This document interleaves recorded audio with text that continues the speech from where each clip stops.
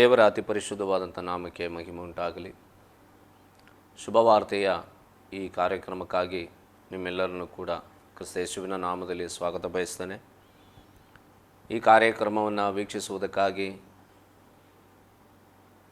ಈ ಟಿವಿ ಮುಂದೆಗಡೆ ಕುಳಿತುಕೊಂಡಿರುವಂಥ ನಿಮ್ಮೆಲ್ಲರಿಗೂ ಕೂಡ ಯೇಸು ಕ್ರಿಸ್ತ ನಾಮದಲ್ಲಿ ಆಶೀರ್ವಾದಗಳನ್ನು ಹೇಳುವಂತನಾಗಿದ್ದಾನೆ.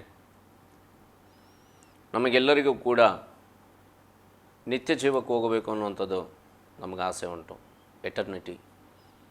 ಆಗ ಆ ನಿತ್ಯ ಜೀವ ಅನ್ನುವಂಥದ್ದು ಯಾರಲ್ಲಿದೆ ಅನ್ನುವಂಥ ಕಾರ್ಯವನ್ನು ಅನೇಕ ಸಮಯಗಳಲ್ಲಿ ಗೊತ್ತಿದ್ರೂ ಕೂಡ ನಾವು ಮರೆತು ಈ ಲೋಕದಲ್ಲಿ ಜೀವಿಸುವಂಥರಾಗಿರ್ತೀವಿ. ಆದರೆ ನಿತ್ಯ ಜೀವಕ್ಕೆ ಹೋಗೋದಕ್ಕೆ ಏನು ಮಾಡಬೇಕು ಅಂತೇಳಿ ಕರ್ತನಾಗಿರುವಂಥ ಯೇಸು ಕ್ರಿಸ್ತನ ಬಳಿಯಲ್ಲಿ ಒಂದು ಐಶ್ವರ್ಯವಂತನಾಗಿರುವಂಥ ಒಂದು ವ್ಯಕ್ತಿ ಬಂದು ಕೇಳ್ತಾನೆ. ಆದರೆ ಕರ್ತನಾಗಿರುವಂಥ ಯೇಸು ಕ್ರಿಸ್ತನ ಒಂದು ಮರುತ್ತರ ಅವನ ಜೀವಿತದಲ್ಲಿ ಆಮೇಲೆ ಸ್ತೋತ್ರ ಮೊದಲು ಕೇಳಿದಂಥ ಒಂದು ಕಾರ್ಯ, ಆ ಕಾರ್ಯದಲ್ಲಿ ಅವನು ಪರ್ಫೆಕ್ಟಾಗಿರ್ತಾನೆ. ಎರಡನೇದಾಗಿ ಹೇಳುವಂಥ ಒಂದು ಕಾರ್ಯದಲ್ಲಿ ಅವನು ಸ್ವಲ್ಪ ವ್ಯಸನಗೊಳ್ತಾನೆ. ಆಗ ದೇವರಿಗಾಗಿ, ದೇವರ ರಾಜ್ಯಕ್ಕೆ ಅಥವಾ ನಿತ್ಯ ಜೀವಕ್ಕೆ, ಎಟರ್ನಲ್ ಲೈಫಿಗೆ ಸೇರೋದಕ್ಕಾಗಿ ಆಮೇಲೆ ಸ್ತೋತ್ರ ಏನೆಲ್ಲ ಮಾಡಬೇಕು ಅನ್ನೋಂಥ ಕಾರ್ಯಗಳನ್ನು ಕುರಿತು ಯೇಸು ಕ್ರಿಸ್ತು ವ್ಯಕ್ತವಾಗಿ ತಿಳಿಸುವನಾಗಿದ್ದಾನೆ. ನಿತ್ಯ ಜೀವಕ್ಕೆ ಹೋಗಬೇಕು, ನಿತ್ಯ ಜೀವ ಬೇಕೇ ಬೇಕು. ಆದರೆ ನಿತ್ಯ ಜೀವಕ್ಕೆ ಹೋಗೋದಕ್ಕೆ ಏನೆಲ್ಲ ನಮ್ಮ ಜೀವಿತದಲ್ಲಿ ಬಿಡಬೇಕು ಅನ್ನೋಂಥ ಕಾರ್ಯಗಳನ್ನು ಕುರಿತು ವ್ಯಕ್ತವಾಗಿ ನಾವು ತಿಳ್ಕೊಂಡಿರುವಂಥದ್ದು ಅವಶ್ಯಕತೆ ಉಂಟು. ನಮ್ಮ ಜೀವಿತದಲ್ಲಿ ಯೇಸು ಕ್ರಿಸ್ತು ತಿಳಿಸುವಂಥ ಕಾರ್ಯಗಳನ್ನು ನಾವು ನೋಡೋಣ. ಲೋಕನ ಸುವಾರ್ತೆ 18ನೇ ಅಧ್ಯಾಯ 18ನೇ ವಾಕ್ಯದಿಂದ ನಾವು ನೋಡೋದಾದರೆ, ಅಲ್ಲಿ ಒಂದು ವ್ಯಕ್ತಿ, ಒಂದು ಅಧಿಕಾರಿ ಅವನು. ಆ ಒಂದು ವ್ಯಕ್ತಿ, ಒಳ್ಳೆಯ ಬೋಧಕನೇ, ನಾನು ನಿತ್ಯ ಜೀವಕ್ಕೆ ಬಾಧ್ಯನಾಗುವಂತೆ ಏನು ಮಾಡಬೇಕು ಎಂದು ಆತನನ್ನು ಕೇಳುವಂಥ ಸಮಯದಲ್ಲಿ ಯೇಸು ಹೇಳ್ತಾನೆ, ನನ್ನನ್ನು ಒಳ್ಳೆಯವನೆಂದು ಯಾಕೆ ಹೇಳ್ತೀವಿ? ದೇವರೊಬ್ಬನೇ ಹೊರತು ಮತ್ತು ಅವನು ಒಳ್ಳೆಯವನಲ್ಲ. ಯೇಸು ಕ್ರಿಸ್ತು ಅವನಿಗೆ ಒಂದು ಕಾರ್ಯವನ್ನು ತಿಳಿಸ್ಕೊಡ್ತಾರೆ. ಏನಂತಂದರೆ, ನನ್ನನ್ನು ಒಳ್ಳೆಯವನೆಂದು ಯಾಕೆ ಹೇಳ್ತಿ? ದೇವರು ಒಬ್ಬನು ಮಾತ್ರವೇ ಒಳ್ಳೆಯವನು. ಯೇಸು ಸ್ವಾಮಿ ಏತಕ್ಕಾಗಿ ಆ ರೀತಿಯಲ್ಲಿ ತಿಳಿಸೋದಕ್ಕೆ ಸಾಧ್ಯವಾಯಿತು? ಯೇಸು ಸ್ವಾಮಿ ಒಳ್ಳೆಯವನಲ್ವಾ? ಆತನು ಒಳ್ಳೆಯವನೇ, ದೇವರಿಂದ ಕಳಿಸಲ್ಪಟ್ಟಂಥವನೇ. ಆದರೆ ಒಳ್ಳೆಯವನಂತೇಳಿ ತಾನು ಮಹಿಮೆ ಹೊಂದಿಕೊಳ್ಳೋದಕ್ಕಿಂತ ಹೆಚ್ಚಾಗಿ ಒಳ್ಳೆಯವನಾಗಿರುವಂಥನು ಒಳ್ಳೆಯವನು ಎಂಬುದಾಗಿ ಸಕಲ ಮಹಿಮೆಯನ್ನು ಕೂಡ ದೇವರಿಗೆ ಸಲ್ಲಿಸುವಂಥ ವಿಧವನ್ನು ಅಲ್ಲಿ ಆ ಐಶ್ವರ್ಯವಂತನಿಗೆ ತಿಳಿಸ್ಕೊಟ್ಟ. ಲೋಕದಲ್ಲಿರುವಂಥ ಮನುಷ್ಯರು ಯಾರೂ ಒಳ್ಳೆಯವರಲ್ಲ, ಆದರೆ ತಂದೆಯಾದ ದೇವರು ಮಾತ್ರನೇ ಒಳ್ಳೆಯವನು ಅನ್ನುವಂಥದ್ದನ್ನು ಕುರಿತು ಅವನಿಗೆ ಮನದಟ್ಟಾಗುವಂಥ ರೀತಿಯಲ್ಲಿ ಯೇಸು ಸ್ವಾಮಿ ಅಲ್ಲಿ ಒಂದು ಕಾರ್ಯವನ್ನು ಹೇಳ್ತಾನೆ. ಸ್ತೋತ್ರ. ಎರಡನೇದಾಗಿ ಕರ್ತನಾಗಿರುವಂಥ ಯೇಸು ಕ್ರಿಸ್ತನು ಹೇಳುವಂಥದ್ದು, ನೀನು ನಿತ್ಯ ಜೀವಕ್ಕೆ ಹೋಗಬೇಕಲ್ವಾ? ನೀನು ನಿತ್ಯ ಜೀವಕ್ಕೆ, ನಿತ್ಯ ನಿರಂತರವಾಗಿ ಎಟರ್ನಿಟಿ, ಮರಣವೇ ಇಲ್ಲದೇ ಇರುವಂಥ ಒಂದು ಜೀವ, ಆ ಒಂದು ಸ್ಥಳಕ್ಕೆ ನೀನು ಹೋಗಬೇಕು ಅಂತಂದರೆ ಮಾಡಬೇಕಾಗಿರೋಂಥ ಒಂದು ಕಾರ್ಯವೇನಪ್ಪ ಅಂತಂದರೆ, ವ್ಯಭಿಚಾರ ಮಾಡಬಾರದು, ನರಹತ್ಯ ಮಾಡಬಾರದು, ಕದಿಯಬಾರದು, ಸುಳ್ಳು ಸಾಕ್ಷಿ ಹೇಳಬಾರದು, ನಿನ್ನ ತಂದೆ ತಾಯಿಗಳನ್ನು ಸನ್ಮಾನಿಸಬೇಕು ಎಂಬ ದೇವರ ಆಜ್ಞೆಗಳು ನಿನಗೆ ಗೊತ್ತಿವೆಯಷ್ಟೇ ಎಂದು ಹೇಳಿದನು. ಕರ್ತನಾಗಿರುವಂಥ ಯೇಸು ಕ್ರಿಸ್ತು ಇಲ್ಲಿ ಹೇಳ್ತಾ ಇರುವಂಥದ್ದು, ಮನುಷ್ಯನ ಮುಂದೆ, ಮನುಷ್ಯನ ನಡುವೆ ಸಮೂಹದಲ್ಲಿ ಜೀವಿಸುವಾಗ ಯಾವ ರೀತಿಯಲ್ಲಿ ಜೀವಿತ ಇದ್ದರೆ ಪರಲೋಕ ರಾಜ್ಯಕ್ಕೆ ಹೋಗ್ಬೋದು ಅನ್ನುವಂಥದ್ದನ್ನು ಕುರಿತು ಯೇಸು ಸ್ವಾಮಿ ವ್ಯಕ್ತವಾಗಿ ಹೇಳಿ ತಿಳಿಸ್ತಾ ಇದ್ದಾರೆ. ವಿಮೋಚನಾ ಕಾಂಡದಲ್ಲಿ 20ನೇ ಅಧ್ಯಾಯದಲ್ಲಿ ಬರುವಾಗ, ಸೀನಾಯಿ ಬೆಟ್ಟದಲ್ಲಿ ಮೋಶೆ 40 ದಿವಸಗಳ ಕಾಲ ಉಪವಾಸದಲ್ಲಿ ಹಗಲು ರಾತ್ರಿ ಆ ಸೀನಾಯಿ ಬೆಟ್ಟದಲ್ಲಿ ಇದ್ದುಕೊಂಡು ದೇವರು ಕೊಡುವಂಥ 10 ಆಜ್ಞೆಗಳನ್ನು ಅವನು ಸ್ವೀಕಾರ ಮಾಡ್ತಾ ಇದ್ದಾನೆ. ಆ ದೇವರು ಕೊಡುವಂಥ 10 ಆಜ್ಞೆಗಳು, ಅದರಲ್ಲಿ 4 ಆಜ್ಞೆಗಳು ಆಮೇಲೆ ಸ್ತೋತ್ರ ದೇವರ ವಿಷಯದಲ್ಲಿ ನಡ್ಕೊಳ್ಬೇಕಾಗಿರುವಂಥ ಆಜ್ಞೆಗಳು. ಯಾವುದನ್ನು ಮಾಡಬೇಕು, ಯಾವುದನ್ನು ಮಾಡಬಾರದು, ದೇವರಿಗೆ ಯಾವುದು ಇಷ್ಟ ಇಲ್ಲ, ದೇವರಿಗೆ ಯಾವುದು ಇಷ್ಟ, ಇದು 2 ಕಾರ್ಯಗಳನ್ನು ಕುರಿತು ವ್ಯಕ್ತವಾಗಿ ಆ 4 ಆಜ್ಞೆಗಳಲ್ಲಿ ಕಾಣೋದಕ್ಕೆ ಸಾಧ್ಯ.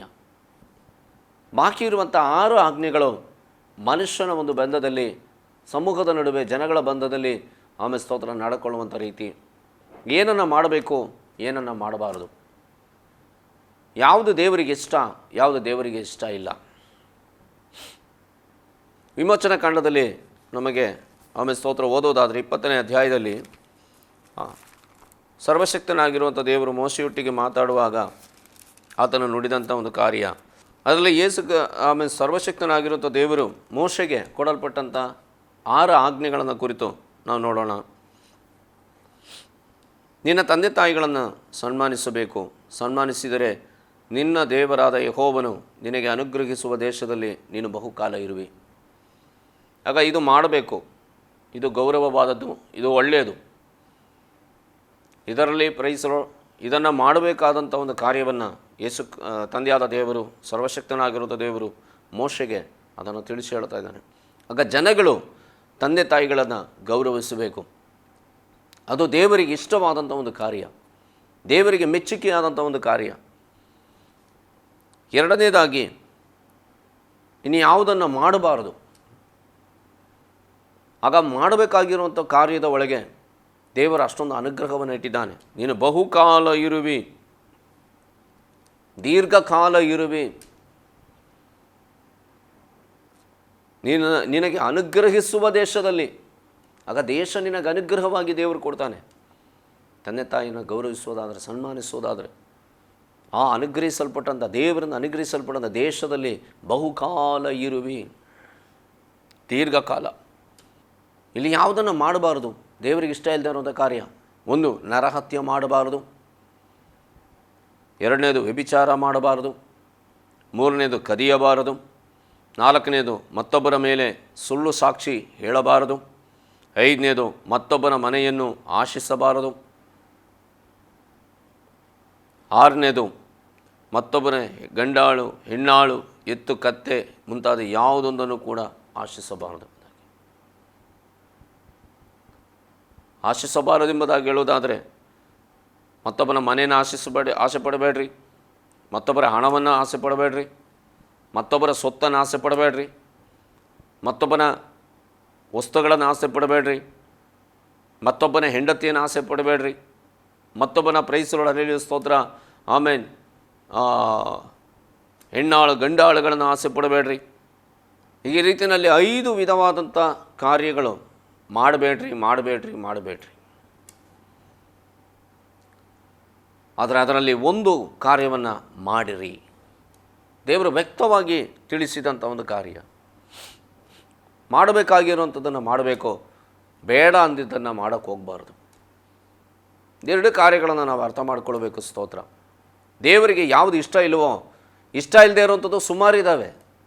ಆದರೆ ದೇವರಿಗೆ ಇಷ್ಟವಾಗಿರುವಂಥದ್ದು ಕಡಿಮೆ ಆಗಿದ್ರೂ ಕೂಡ ಅದನ್ನು ಅನುಸರಿಸೋದಕ್ಕೆ ಮನುಷ್ಯರಾಗಿರುವಂಥ ನಾನು ನೀವುಗಳು ಕೂಡ ತಯಾರಾಗಿರಬೇಕು. ಇವತ್ತಿನ ದಿವಸ ಬೇಡದೇ ಇರುವಂಥದ್ದನ್ನು ಸುಮಾರು ಮಾಡೋದಕ್ಕೆ ಜನಗಳಾಗಿರುವಂಥ ನಾವು, ಮನುಷ್ಯರಾಗಿರುವಂಥ ನಾವು ತಯಾರಾಗಿದ್ದೀವಿ. ಆದರೆ ದೇವರಿಗೆ ಇಷ್ಟಕರವಾದಂಥ ಸಂಗತಿಯನ್ನು ಅದು ಮಾಡೋದು ಸ್ವಲ್ಪ ಮಾಡೋದಾದ್ರೂ ಕೂಡ ಅದು ಪೂರ್ಣ ಮನಸ್ಸಿನಿಂದ ಮಾಡೋದಕ್ಕೆ ಮನಸ್ಸಿಲ್ಲ. ಕರ್ತನ ವಾಕ್ಯ ಹೇಳ್ತದೆ, ಒಳ್ಳೆಯದನ್ನು ಬೇಸರಗೊಳ್ಳದೆ ಮಾಡಿರಿ, ದೇವರು ನಿತ್ಯ ಜೀವವನ್ನು ಕೊಡ್ತಾನಂತೆ. ರೋಮಪತ್ರಿಕೆಯಲ್ಲಿ ವ್ಯಕ್ತವಾಗಿ ಹೇಳುವಂಥ ಒಂದು ಕಾರ್ಯ. ಅದೇ ರೋಮಪತ್ರಿಕೆಯಲ್ಲಿ ಅಪೊಸ್ತಲನಾಗಿರುವಂಥ ಪೌಲನು ಹೇಳ್ತಾನೆ, ಕೆಟ್ಟದ್ದನ್ನು ನಡೆಸುವಂಥವರಿಗೆ ಕಷ್ಟ ನಷ್ಟಗಳು ಎರಡೂ ಕೂಡ ಉಂಟಾಗ್ತವಂತೆ. ಆಗ ನೆನೆಸಿ ನೋಡ್ರಿ, ಇದು ಒಳ್ಳೆಯದು. ತಂದೆ ತಾಯಿಗಳನ್ನು ಸನ್ಮಾನಿಸಬೇಕು ಅನ್ನುವಂಥದ್ದನ್ನು ಗೌರವಿಸಬೇಕು ಅನ್ನುವಂಥದ್ದು ಒಳ್ಳೆಯದು. ಅದನ್ನು ನಾವು ಮಾಡುವಾಗ ನಮಗೆ ನಿತ್ಯ ಜೀವ ಉಂಟು. ಬಾಕಿ ಇರುವಂಥ ಕಾರ್ಯಗಳು ಅದು ಕೆಟ್ಟದ್ದು, ಅದು ಮಾಡಬಾರದು. ಅದನ್ನು ಮಾಡಿದಂಥವರ ಜೀವಿತದಲ್ಲಿ ಕಷ್ಟಗಳು ಬರ್ತವೆ, ನಷ್ಟಗಳು ಬರ್ತವೆ. ಆಮೇಲೆ ಸ್ತೋತ್ರ ಸಗಲದು ಕೂಡ ಆಮೇಲೆ ಸ್ತೋತ್ರ ನಷ್ಟಪಡಿಸ್ಕೊಳ್ತಾನೆ. ಈ ಹೇಳಲ್ಪಡುವಂಥ ಈ 5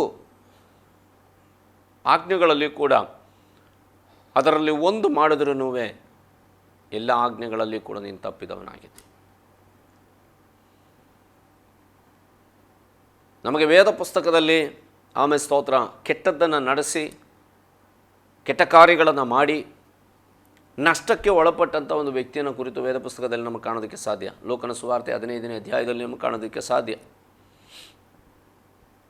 ತಂದೆ ಬಳಿಯಲ್ಲಿ ಒಳ್ಳೆಯದೆಲ್ಲ ಉಂಟು, ತಂದೆ ಮನೆಯಲ್ಲಿ ಒಳ್ಳೆಯ ಸಮೃದ್ಧಿ ಉಂಟು, ಆಮೇಲೆ ಒಳ್ಳೆಯ ರೀತಿಯಲ್ಲಿ ಒಳ್ಳೆಯ ಆಹಾರ ಉಂಟು, ಒಳ್ಳೆಯ ಬಟ್ಟೆ ಇದೆ, ಆಮೇಲೆ ಸ್ತೋತ್ರ, ಒಳ್ಳೆಯ ಜನಗಳಿದ್ದಾರೆ, ತಂದೆಯ ಪ್ರೀತಿಗೆ ಒಳಪಟ್ಟಂಥ ಅನೇಕ ಜನಗಳಲ್ಲಿ ಪೋಷಣೆ ಹೊಂದುತ್ತಾ ಇದ್ದಾರೆ.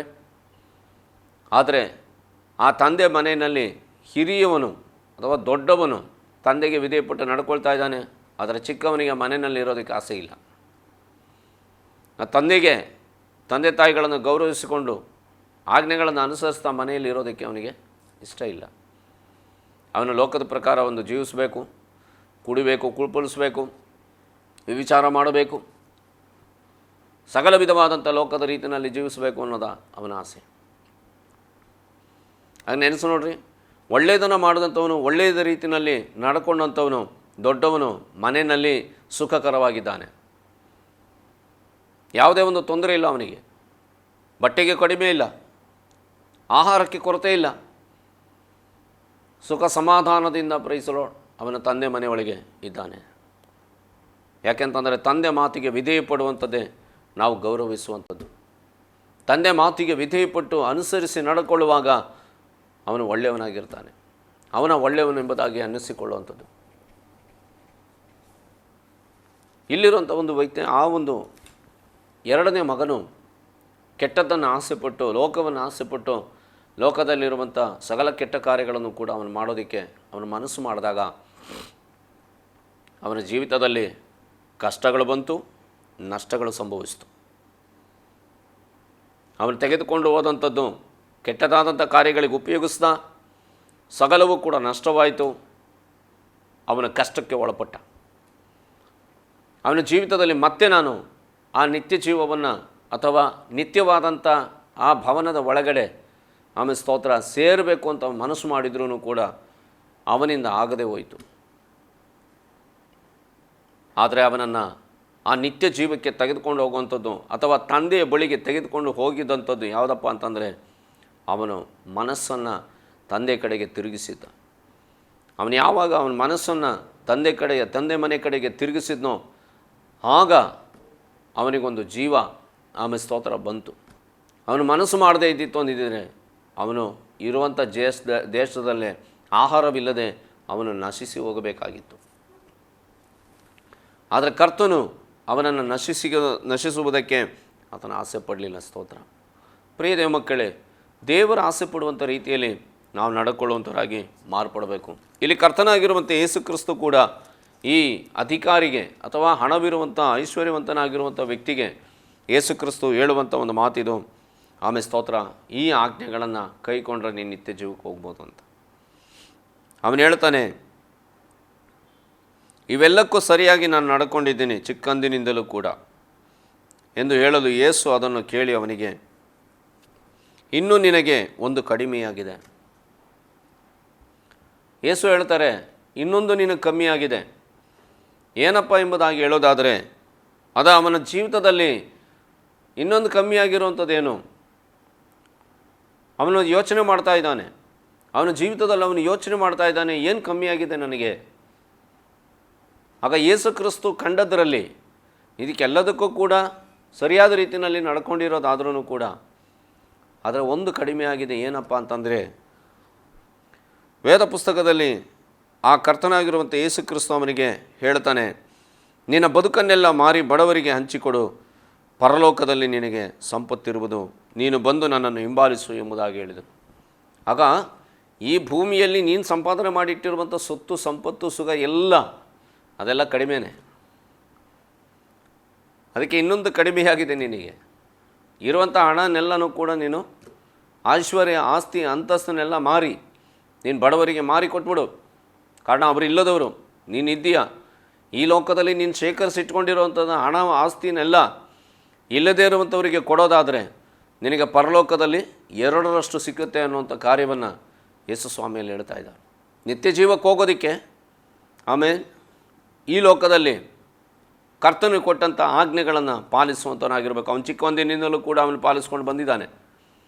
ಆದರೆ ಇನ್ನೊಂದು ಕಾರ್ಯವನ್ನು ನೋಡೋದಾದರೆ, ಅವನನ್ನು ನಿತ್ಯ ಜೀವಕ್ಕೆ ಬಿಡದೆ, ಆಜ್ಞೆಗಳನ್ನು ಅನುಸರಿಸಿ ನಿಂತ್ಕೊಂಡ್ರೂ ಕೂಡ ನಿತ್ಯ ಜೀವಕ್ಕೆ ಬಿಡದೆ, ಆಮೇಲೆ ಸ್ತೋತ್ರ, ಅವನ ಮನಸ್ಸನ್ನು ಆಮೇಲೆ ಹಿಡಿದಿಟ್ಟುಕೊಂಡಿರುವಂಥ ಹಣ, ಆಸ್ತಿ, ಆಮೇಲೆ ಸ್ತೋತ್ರ ಪ್ರೈಸಲೋಡ ಅವನ ಜೀವಿತದಲ್ಲಿ ಅದೊಂದು ಹಿಡಿದಿಟ್ಕೊಂಡಿತ್ತು. ಅದಕ್ಕಾಗಿ ಯೇಸು ಹೇಳ್ತಾ ಇದ್ದಾನೆ, ಅದನ್ನು ನೀನು ಬಿಡು. ಇರುವಂಥ ನೀನು ಇಲ್ಲದೇ ಇರುವಂಥವರಿಗೆ ಧಾರಾಳ ಮನಸ್ಸಿನಿಂದ ಮಾರಿಕೊಡು ಅಂತ ಹೇಳಿಬಿಟ್ಟು ಮಾತ್ರವಲ್ಲ, ನೀನು ನನ್ನನ್ನು ಹಿಂಬಾಲಿಸು. ಕರ್ತನು ಹೇಳುವಂಥ ರೀತಿಯಲ್ಲಿ ಆತನನ್ನು ಹಿಂಬಾಲಿಸು ಎಂಬುದಾಗಿ ಪ್ರೈಸಲೋಡ ಕರ್ತನಾಗಿರುವಂಥ ಯೇಸು ಕ್ರಿಸ್ತನು ಅಲ್ಲಿ ನುಡಿಯುವಂಥ ವೇಳೆ ಈ ವ್ಯಕ್ತಿಯ ಮನಸ್ಸು ಸ್ವಲ್ಪ ವ್ಯಸನಗೊಳ್ಳುತ್ತದೆ. ಅವನು ಬಹಳ ಐಶ್ವರ್ಯವಂತನಾಗಿದ್ದರಿಂದ ಆಮೇಲೆ ಸ್ತೋತ್ರ ಆ ವ್ಯಕ್ತಿಗೆ ಅವನ ಆಸ್ತಿ ಅಂತಸ್ತನ್ನು ಹಣವನ್ನು ಕಷ್ಟಪಟ್ಟು ಸಂಪಾದನೆ ಮಾಡಿದಂಥದ್ದನ್ನು ಬಡವರಿಗೆ ಕೊಡೋದಕ್ಕೆ ಅವನಿಗೆ ಮನಸ್ಸು ಬರಲಿಲ್ಲ. ಅವನಿಗೆ ಮನಸ್ಸು ಬರಲಿಲ್ಲ. ಎರಡನೇದು, ಯೇಸು ಕ್ರಿಸ್ತನನ್ನು ಹಿಂಬಾಲಿಸೋದಕ್ಕೂ ಕೂಡ ಅವನಿಗೆ ಮನಸ್ಸು ಬರಲಿಲ್ಲ. ಆಗ ನೆನೆಸು ನೋಡಬೇಕು, ನಿನ್ನ ಆಜ್ಞೆಗಳನ್ನು ಕೈಕೊಂಡು ನಡಿಬೋದು. ದೇವರ ಆಜ್ಞೆಗಳನ್ನು ಕೈಕೊಂಡು ನಡೆದದ್ರ ನಿಮಿತ್ತವಾಗಿ ಆಮೇಲೆ ಸ್ತೋತ್ರ ಪ್ರೈಸಲೋಡ ನಿತ್ಯ ಜೀವ ಅನ್ನುವಂಥದ್ದು ಸಿಗೋದಕ್ಕೆ ಆಮೇಲೆ ಚಾನ್ಸಸ್ ಇದೆ. ಆದರೆ ಅದಕ್ಕೆ ಒಂದು ತಡೆಯಾಗಿ ನಿಂತುಕೊಂಡಿದೆ ಈ ಲೋಕದ ಐಶ್ವರ್ಯ ಅನ್ನುವಂಥದ್ದು, ಈ ಲೋಕದ ಆಸ್ತಿ ಅನ್ನುವಂಥದ್ದು, ಈ ಲೋಕದ ಹಣ ಅನ್ನುವಂಥದ್ದು. ಹಣ, ಆಸ್ತಿ, ಐಶ್ವರ್ಯ ಸಂಪಾದನೆ ಮಾಡುವಂಥದ್ದು ಒಂದು ಕೂಡ ನಾವು ಸತ್ತ ನಂತರವಾಗಿ ನಿತ್ಯ ಜೀವಕ್ಕೆ ಬರೋಲ್ಲ. ಆದರೆ ನಿತ್ಯ ಜೀವದಲ್ಲಿ ಆಮೇಲೆ ಸ್ತೋತ್ರ ನಿನಗೋಸ್ಕರವಾಗಿ ನೀನು ಈ ಭೂಮಿಯಲ್ಲಿ ಕಷ್ಟಪಡುವಂಥ ಕಷ್ಟಗಳಿಗೆ, ನೀನು ಈ ಭೂಮಿಯಲ್ಲಿ ತ್ಯಾಗಗಳನ್ನು ಸಹಿಸುವಂಥ ತ್ಯಾಗಗಳಿಗೆ 2ರಷ್ಟು ಆಮೇಲೆ ಸಂಪತ್ತು ಪರಲೋಕದಲ್ಲಿ ನಮಗೆ ಕರ್ತನು ಕೊಡ್ತಾನೆ. ಕಾರಣ ಈ ಭೂಮಿಯಲ್ಲಿ ಕಾಣುವಂಥ ಆಸ್ತಿ ಎಲ್ಲ ನುಸಿ ಹಿಡಿದು ಹೋಗ್ತದೆ. ಆಮೇಲೆ ಕಳ್ಳನು ಬಂದು ಕದ್ದುಕೊಂಡು ಹೋಗ್ತಾನೆ, ಅದು ಯಾವುದಕ್ಕೂ ಕೂಡ ಬರೋದಿಲ್ಲ. ಆದರೆ ಪರಲೋಕದಲ್ಲಿ ಶೇಖರಿಸಿಡೋದಾದರೆ ನಿಶ್ಚಯವಾಗಿ ಅದು ಅಲ್ಲಿ ಶಾಶ್ವತವಾಗಿರುವಂಥದ್ದಾಗಿರ್ತದೆ. ಆಗ ನಿನಗೆ ನಿತ್ಯ ಜೀವ ಬೇಕು ಅಂತಂದರೆ ಆಮೇಲೆ ದೇವರ ಆಜ್ಞೆಗಳನ್ನು ಪಾಲಿಸು. ನಿತ್ಯ ಐಶ್ವರ್ಯವು ಈ ಲೋಕದಲ್ಲಿ ನೀನು ಯಾವುದನ್ನು ಹಿಡಿದಿಟ್ಕೊಂಡಿದ್ದೀಯ, ಐಶ್ವರ್ಯನ ಅಂತಸ್ತನ, ಅದನ್ನು ಬಡವರಿಗೆ ಮಾರಿಕೊಡುವಂಥದ್ದಾದರೆ 2ರಷ್ಟು ಪ್ರತಿಫಲ ಪರಲೋಕದಲ್ಲಿ ನಿನಗೆ ಸಿಗುತ್ತೆ ಅನ್ನುವಂಥ ಕಾರ್ಯವನ್ನು ಯೇಸು ಕ್ರಿಸ್ತು ತಿಳಿಸಿದಾಗ ಆ ಐಶ್ವರ್ಯವಂತನಾಗಿರುವಂಥ ವ್ಯಕ್ತಿಗೆ ಆಮೇಲೆ ಸ್ತೋತ್ರ ಪ್ರೈಸಲೋಡಲಿಯ ಆ ಐಶ್ವರ್ಯವನ್ನು, ಆಸ್ತಿಯನ್ನು ಮಾರಿ ಬಡವರಿಗೆ ಕೊಡೋದಕ್ಕೆ ಮನಸ್ಸಿಲ್ಲದವನಾಗಿ ಆಮೇಲೆ ಸ್ತೋತ್ರ ಅವನನ್ನು ನಿತ್ಯ ಜೀವಕ್ಕೆ ಬಾಧ್ಯತೆ ಇಲ್ಲದವನನ್ನಾಗಿ ಮಾಡಿದ್ದು ಆ ಹಣವಾಗಿತ್ತು, ಆ ಐಶ್ವರ್ಯವಾಗಿತ್ತು, ಆ ಆಸ್ತಿಯಾಗಿತ್ತು. ಪ್ರಿಯ ದೇವ ಮಕ್ಕಳೇ, ನೆನೆಸಿ ನೋಡ್ರಿ, ಅಪೊಸ್ತಲನಾಗಿರುವಂಥ ಪೌಲ್ ತಾನೊಂದು ಹಿಬ್ರಿಯರಲ್ಲಿ ಸೌಲನೆಂಬುದಾಗಿ ಕರೆಯಲ್ಪಡುವಂಥ ಅವನು, ಬೆಂಜಮಿನ್ ಗೋತ್ರದಲ್ಲಿ ಪಟ್ಟಂಥ ಅವನು, ಚಿಕ್ಕವನೆಂಬುದಾಗಿ ಕರೆಯಲ್ಪಡುವಂಥ ಅವನು, ಹಣ ಆಸ್ತಿ ಐಶ್ವರ್ಯ ಉಳ್ಳಂಥವನಾಗಿದ್ದ ಕೋಟ್ಯಾಧಿಪತಿ ಅವನು, ನ್ಯಾಯ ಪ್ರಮಾಣ ಇರುವಂಥವನ. ಆದರೆ ಯೇಸು ಕ್ರಿಸ್ತನ ಒಂದೇ ಒಂದು ಸಂದರ್ಶನದ ನಿಮಿತ್ತವಾಗಿ ತಾನು ತನ್ನ ಆಸ್ತಿಯನ್ನು ಬಿಟ್ಟ, ತನ್ನ ಅಂತಸ್ತನ್ನು ಬಿಟ್ಟ, ತನ್ನ ಹಣವನ್ನು ಬಿಟ್ಟ, ಸಕಲವನ್ನು ಕೂಡ ಬಿಟ್ಟು ಯೇಸು ಕ್ರಿಸ್ತನನ್ನು ಹಿಂಬಾಲಿಸೋದಕ್ಕೆ ಅವನು ತಯಾರಾದ. ಯೇಸು ಕ್ರಿಸ್ತನನ್ನು ಹಿಂಬಾಲಿಸೋದಕ್ಕೆ ತಯಾರಾದಾಗ ಆಮೇಲೆ ಸ್ತೋತ್ರ ಆತನಿಗೋಸ್ಕರವಾಗಿ ಅವನ ಅನೇಕ ಕಷ್ಟಗಳನ್ನು ಅನುಭವಿಸಿ, ಹಿಂಸೆಗಳನ್ನು ಅನುಭವಿಸಿ, ಕರ್ತನ ರಾಜ್ಯದ ಮಹಿಮೆಗಾಗಿ ಒಂದು ಆಮೇಲೆ ಸ್ತೋತ್ರ ಜ್ಯೋತಿರ್ಮಂಡಲದ ರೀತಿಯಲ್ಲಿ ಅವನು ಬೆಳಕಾಗಿ ಪ್ರೈಸಲೋಡ ಮಾರ್ಪಟ್ಟ. ನನ್ನನ್ನು ಕೇಳುವಂಥ ವ್ಯಕ್ತಿ ಜೀವಿತವೇ, ನೀನು ನಿತ್ಯ ಜೀವಕ್ಕೆ ಹೋಗಬೇಕೋ ದೇವರ ಆಜ್ಞೆಗಳಿಗೆ ಸರಿಯಾಗಿ ನಡಕೋ. ಅದು ಮಾತ್ರವೇ ಅಲ್ಲ, ನಮ್ಮ ಜೀವಿತದಲ್ಲಿ ಈ ಭೂಮಿಯಲ್ಲಿ ನಮ್ಮನ್ನು ನಿತ್ಯ ಜೀವಕ್ಕೆ ಬಿಡದಂಥ ರೀತಿಯಲ್ಲಿ ನಮ್ಮನ್ನು ಆಸೆಯಿಂದ ಪ್ರೈಸಲೋಡ ನಮ್ಮನ್ನು ಹಿಡಿದಿಟ್ಟುಕೊಳ್ಳುವಂಥ ಏನೇ ಇದ್ದರೂ ಕೂಡ ಕರ್ತನಿಗಾಗಿ ಅದನ್ನು ಕೂಡ ತ್ಯಜಿಸೋದಕ್ಕೆ ನೀನು ತಯಾರಾಗಬೇಕು. ಒಬ್ಬನು ನನ್ನನ್ನು ಹಿಂಬಾಲಿಸೋದಕ್ಕೆ ಆಸೆ ಪಡೋದಾದರೆ ತನ್ನನ್ನೇ ತಾನು ನಿರಾಕರಿಸಿ ತನ್ನ ಶಿಲುಬೆಯನ್ನು ಹೊತ್ತುಕೊಂಡು ನನ್ನನ್ನು ಹಿಂಬಾಲಿಸಲಿ ಎಂಬುದಾಗಿ ಕರ್ತನ ವಾಕ್ಯ ಹೇಳುತ್ತದೆ. ಅದೇ ರೀತಿಯಲ್ಲೇ ನೀನು ಕರ್ತನನ್ನು ಹಿಂಬಾಲಿಸೋದಾದರೆ ಆಮೇಲೆ ಸ್ತೋತ್ರ ನಿತ್ಯ ಜೀವ ಖಂಡಿತವಾಗಿ ಉಂಟು. ಸ್ತೋತ್ರ ನಿತ್ಯ ಜೀವ ಅನ್ನುವಂಥದ್ದು ನಾನು ನೀನು ನೆನೆಸೋ ರೀತಿಯಲ್ಲಿ ಆಮೇಲೆ ಸ್ತೋತ್ರ ಹೆಂಗಾದರೂ ಇದ್ದರೆ ನಿತ್ಯ ಜೀವ ಸಿಗುತ್ತೆ ಅಂತೇಳಿ ಮಾತ್ರ ತಿಳ್ಕೊಬೇಡ್ರಿ. ಆದರೆ ನಿತ್ಯ ಜೀವ ಅನ್ನುವಂಥದ್ದು ಯೇಸು ಕ್ರಿಸ್ತನು ನಮಗೆ ಕೊಡುವಂಥದ್ದು. ಆದರೆ ಈ ಲೋಕವನ್ನು, ಲೋಕದಲ್ಲಿರುವಂಥ ಸಕಲವನ್ನು ಕೂಡ ಬಿಡೋದಕ್ಕೆ, ತ್ಯಾಗವ ಆಮೇಲೆ ಸ್ತೋತ್ರ ಮಾಡೋದಕ್ಕೆ ನಾನು ನೀವುಗಳು ತಯಾರಾಗಿರಬೇಕು. ಸ್ತೋತ್ರ ಪ್ರಿಯದೇ ಮಕ್ಕಳೇ, ನಮಗೆ ಈ ಲೋಕದ್ದು ಬೇಕು, ಪರಲೋಕನೂ ಬೇಕು ಅಂತಂದರೆ ಎರಡೂ ಕೂಡ ಸಿಗೋದಿಲ್ಲ. ಈ ಲೋಕದಲ್ಲಿ ಒಂದನ್ನು ಬಿಟ್ಟರೆ ಒಂದು ಸಿಗೋದು. ಅದಕ್ಕಾಗಿ ಈ ಭೂಮಿಯಲ್ಲಿ ಆ ಐಶ್ವರ್ಯವಂತನ ರೀತಿಯಲ್ಲಿ ಹಣದಾಸೆ, ಆಮೇಲೆ ಸ್ತೋತ್ರ, ಆಮೇಲೆ ಪ್ರಪಂಚದ ಆಸೆ ನಿನಗೆ ಇತ್ತು ಅಂತಂದರೆ ಆಮೇಲೆ ಸ್ತೋತ್ರ, ಪರಲೋಕ ರಾಜ್ಯಕ್ಕೆ, ನಿತ್ಯ ಜೀವಕ್ಕೆ ನಾವು ಸೇರೋದಕ್ಕೆ ಸಾಧ್ಯ ಇಲ್ಲ. ಆದರೆ ನಾವು ಅದನ್ನೆಲ್ಲ ಬಿಟ್ಟರೆ ಮಾತ್ರ ನಾವು ನಿತ್ಯ ಜೀವಕ್ಕೆ ಸೇರೋದಕ್ಕೆ ಸಾಧ್ಯ ಉಂಟು. ಪ್ರಿಯ ದೇವ ಮಕ್ಕಳೇ, ಈ ಒಂದು ಶುಭ ವಾರ್ತೆಯನ್ನು ಗಮನಿಸ್ತಾ ಇರುವಂಥ ವ್ಯಕ್ತಿ ಜೀವಿತವೇ ಇಂದು ಸಮಯದಲ್ಲಿ, ಈ ಸಮಯದಲ್ಲಿ ನಿಮ್ಮ ಜೀವಿತದಲ್ಲಿ ಕರ್ತನ ಬಯಸೋ ರೀತಿಯಲ್ಲಿ ನಿಮ್ಮ ಜೀವಿತವನ್ನು ಒಪ್ಪಿಸಿಕೊಡೋದಾದರೆ ಖಂಡಿತವಾಗಿ ಆತನು ನಿತ್ಯ ಜೀವವನ್ನು ನಿಮಗೆ ದಯಪಾಲಿಸೋನಾಗಿದ್ದಾನೆ. ನೀವಾಗಿರುವಂಥ ಸ್ಥಳದಲ್ಲಿ 1 ನಿಮಿಷ ಕಣ್ಣುಗಳನ್ನು ಮುಚ್ಚಿ ಕರ್ತನ ಕರಗಳಲ್ಲಿ ಒಪ್ಪಿಸಿಕೊಡ್ರಿ. ಯೇಸುವೆ, ನಿನಗಿಂತ ಹೆಚ್ಚಾಗಿ ನನ್ನ ಮನಸ್ಸಿನ ಒಳಗಡೆ ಯಾವುದಿದೆಯೋ ಕರ್ತನೆ, ಅದನ್ನು ಈ ಸಮಯದಲ್ಲೇ ನಿನ್ನ ಮುಂದೆ ಕರ್ತನೆ ಅದನ್ನು ಬಿಟ್ಟು ಬಿಡೋದಕ್ಕೆ ನಾನು ಆಸೆ ಪಡ್ತೀನಿ ಸ್ವಾಮಿ. ನಿನಗಿಂತ ಐಶ್ವರ್ಯ, ನಿನಗಿಂತ ಅಂತಸ್ತು, ನಿನಗಿಂತ ಹಣ ಈ ಲೋಕದಲ್ಲಿ ಯಾವುದೂ ಬೇಡ ಸ್ವಾಮಿ. ನೀನೇ ನನ್ನ ಸಂಪತ್ತಾಗಿದ್ದಿ, ನೀನೇ ನನ್ನ ಐಶ್ವರ್ಯವಾಗಿದ್ದಿ, ನೀನೇ ನನ್ನ ನಿತ್ಯ ಜೀವವಾಗಿದ್ದೆ ಎಂಬುದಾಗಿ ಈ ಸಮಯದಲ್ಲಿ ನಿಮ್ಮ ಮನಸ್ಸಿನಿಂದ ಒಪ್ಪಿಸ್ಕೊಳ್ಳೋದಕ್ಕೆ ತಯಾರೋ. ಆ ರೀತಿಯಲ್ಲಿ ಇರೋದಾದರೆ ನನ್ನೊಟ್ಟಿಗೆ ನೀವು ಕಣ್ಣುಗಳನ್ನು ಮುಚ್ಚಿ ಪ್ರಾರ್ಥಿಸೋದಕ್ಕೆ ತಯಾರಾಗಿರಿ. ಸ್ತೋತ್ರ. ಮಹೋನ್ನತನಾಗಿರುವಂಥ ದೇವರೇ, ಪರಲೋಕದಲ್ಲಿ ವಾಸ ಮಾಡುವಂಥ ಪ್ರೀತಿಯುಳ್ಳ ತಂದೆಯೇ, ಈ ಒಳ್ಳೆಯ ಸಂದರ್ಭಕ್ಕಾಗಿ ನಿನಗೆ ಸ್ತೋತ್ರ ಸ್ವಾಮಿ.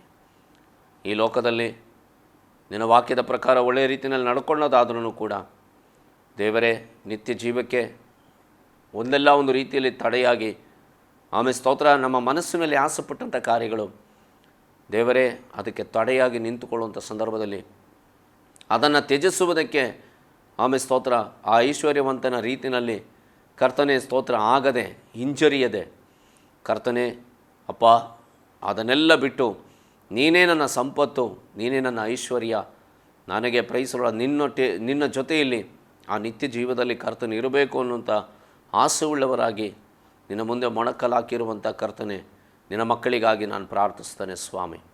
ಅವರ ಮನಸ್ಸು ನಿನ್ನ ಕಡೆಗೆ ತಿರುಗಲಿ ಕರ್ತನೆ. ಈ ಲೋಕದಲ್ಲಿರುವಂಥ ಯಾವುದೊಂದರ ಮೇಲೂ ಕೂಡ ಕರ್ತನೆ ಮನಸ್ಸಿಲ್ಲದೆ ಎಲ್ಲ ರೀತಿಯಲ್ಲೂ ಕೂಡ ಕರ್ತನೆ ಸ್ತೋತ್ರ ನಿನ್ನನ್ನೇ ಆಮೇಲೆ ಸ್ತೋತ್ರ ತಮ್ಮ ಮನಸ್ಸಿನಲ್ಲಿ ಇಟ್ಟುಕೊಂಡು, ತಮ್ಮ ಹೃದಯದಲ್ಲಿ ಇಟ್ಟುಕೊಂಡು ನಿಮ್ಮನ್ನು ಅನುಸರಿಸಿ ಕರ್ತನೆ ನಡ್ಕೊಳ್ಳುವಂತೆ ಸ್ವಾಮಿ, ನಿನ್ನನ್ನು ಹಿಂಬಾಲಿಸುವಂತೆ ಪರಿಶುದ್ಧನೇ ಸಹಾಯ ಮಾಡು ತಂದೆಯಾದ ದೇವರೇ.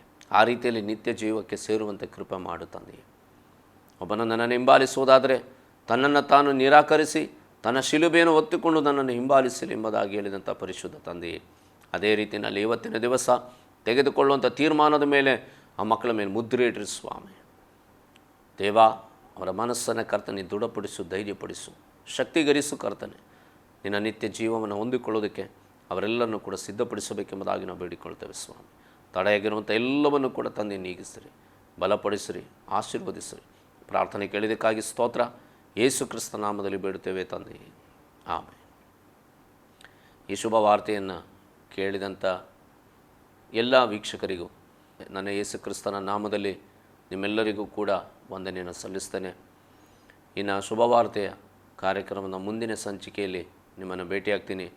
ಅದುವರೆಗೂ ಕೂಡ ನೀವೆಲ್ಲರೂ ಕೂಡ ದೇವರಲ್ಲಿ ಆನಂದವಾಗಿರಿ.